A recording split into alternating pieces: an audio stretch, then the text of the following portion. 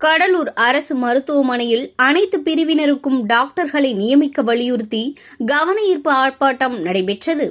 கடலூர் அரசு மருத்துவமனையில் அனைத்து பிரிவினருக்கும் டாக்டர்களை நியமிக்க வலியுறுத்தி மக்களுக்கான அனைத்து பிரச்சினைகளுக்கும் வைத்தியம் பார்க்கும் வகையில் மாவட்ட மருத்துவமனையை தரம் உயர்த்தி நவீனப்படுத்திட நிதி ஒதுக்கீடு செய்ய வலியுறுத்தி நோயாளிகளை வேறு மருத்துவமனைக்கு அனுப்புவதை தவிர்க்க வலியுறுத்தியும் இருதய மூளைக்குடல் நரம்பியல் சிறுநீரகம் உள்ளிட்ட சிறப்பு பிரிவுகளுக்கு டாக்டர்களை நியமிக்கவும் இங்கேயே நிறுத்தவும் அரசு மருத்துவமனையில் பணியாற்றுகின்ற டாக்டர்கள் தனியாக வைத்தியம் பார்ப்பதை தடுக்க வேண்டும் மற்றும் கட்டி முடிக்கப்பட்ட புதிய கட்டிடத்தை திறக்க வலியுறுத்தி இன்று காலை அரசு தலைமை மருத்துவமனை முன்பு கவன ஈர்ப்பு ஆர்ப்பாட்டம் ஈடுபட்டனர். நகரக்குழு உறுப்பினர் பாபு தலைமையில் நடைபெற்றது.